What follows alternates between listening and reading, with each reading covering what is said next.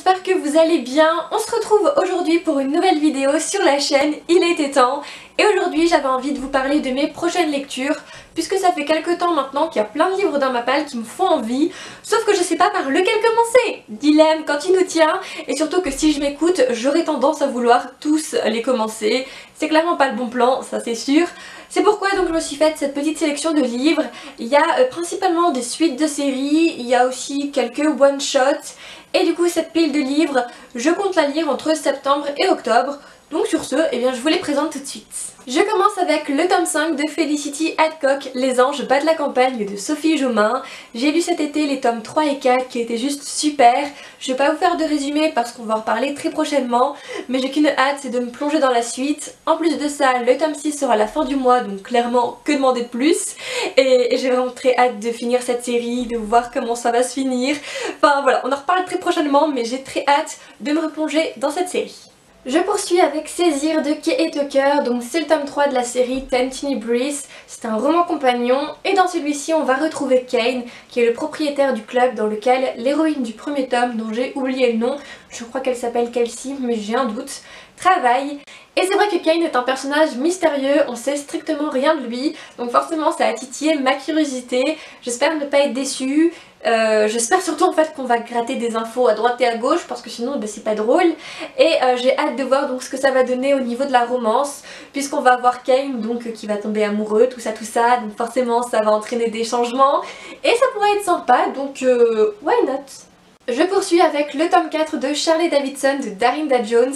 Comment vous dire que je suis devenue méga fan de cette série, j'ai dévoré les 3 premiers tomes. Le tome 3 est pour le moment mon préféré. Je vais pas vous faire de résumé parce que je vous en avais déjà fait un dans mon ancien book haul, mais de toute manière après on va reparler très prochainement des Charlie. Et c'est juste génial comme série, enfin je ne peux que vous la recommander.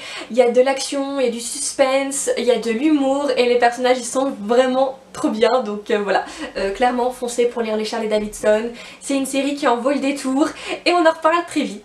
Je poursuis avec Beautiful Sacrifice de Jamie Maguire.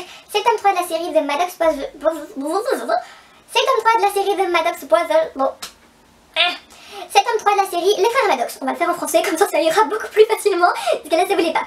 Je poursuis avec Beautiful Sacrifice de Jamie Maguire, donc c'est le tome 3 de la série The Maddox Brothers. Et je pense que ce tome-ci va beaucoup me plaire, puisque dans le tome 2, on avait entreaperçu le personnage de Taylor, donc qui est le personnage masculin principal de ce volet-là. Et clairement, j'avais trouvé que Taylor avait beaucoup de ressemblances avec Travis. Et vu que Travis, c'est mon Maddox favori, donc j'ai vraiment très hâte d'en apprendre plus sur Taylor. En plus, sa relation avec Faylene risque d'être explosive, un peu comme celle donc de Abby et Travis. Donc voilà, il me tarde vraiment de découvrir cette nouvelle petite romance, et j'espère du coup ne pas être déçue. J'aimerais poursuivre La voleuse de secrets de Brenda Drake. Pour l'histoire, on retrouve Gianna qui, avec ses amis, va se rendre dans une bibliothèque. Et c'est dans cette fameuse bibliothèque qu'elle va voir un jeune homme se faire aspirer par un livre. Et quelques heures plus tard, c'est elle-même et ses amis qui vont se faire aspirer par ce même livre qui va les projeter dans un autre univers. Je m'arrête là pour ce qui est du résumé. J'avais commencé à lire ce livre il y a quelques temps de ça, j'avais lu quoi, un tiers du roman, donc c'est quand même ça de prix. J'avais beaucoup aimé le début, sauf que j'en suis arrivée à un passage où il se passe que dalle. Il y a un petit peu de description que je trouve pas très intéressante. L'héroïne elle se pose des questions qui font pas spécialement avancer le schmilblick. Du coup ça a fait que j'ai un peu décroché. Mais là je me suis dit pourquoi pas reprendre ce livre parce que le début m'avait beaucoup plu, le résumé est quand même pas mal tentant, donc bon, on va le reprendre et ma foi si j'arrive à le finir tant mieux et si j'y arrive pas, tant pis, c'est juste que ce livre n'est pas fait pour moi. J'ai enfin craqué pour le tome 2 de Vampire Academy qui est Morsure de glace de Richelle Mead. Dans un ancien book haul, je vous avais présenté le tome 3.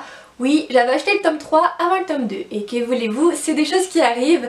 Mais du coup maintenant j'ai le tome 2, je vais enfin pouvoir poursuivre cette série et voilà, il me tarde vraiment de la poursuivre parce que j'avais beaucoup aimé le premier tome. Je poursuis avec le tome 3 de Outlander, Le voyage de Diana Gabaldon. Cet été j'ai lu les 2 premiers tomes que j'ai beaucoup aimé et vu que je suis encore dans le bain, je me suis dit autant poursuivre avec la suite. En plus de ça, donc il y a la saison 3 qui va commencer à la fin de la semaine. Ça va me permettre de combiner saga plus série, donc pourquoi pas, je vais pouvoir voir quelles sont les différences entre les deux. Et puis clairement donc ce tome 3 risque d'être l'un de mes favoris, sachant tout ce qui va s'y passer, voilà, ça promet d'être vraiment super sympa.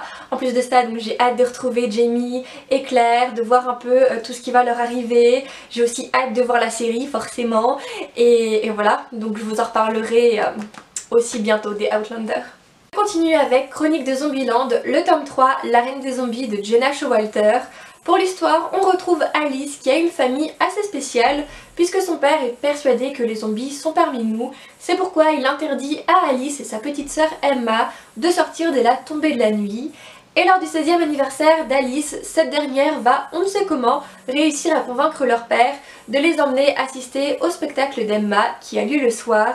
Sauf que sur le chemin du retour, la famille va vivre un drame puisqu'elle va avoir un accident de voiture dans lequel seule Alice va survivre. Et c'est à ce moment-là qu'elle va prendre conscience que les zombies sont bel et bien parmi nous puisque ce sont eux qui ont tué ses parents. Cette série est un énorme coup de cœur. Si vous êtes fan des zombies et que vous êtes passé à côté, foncez.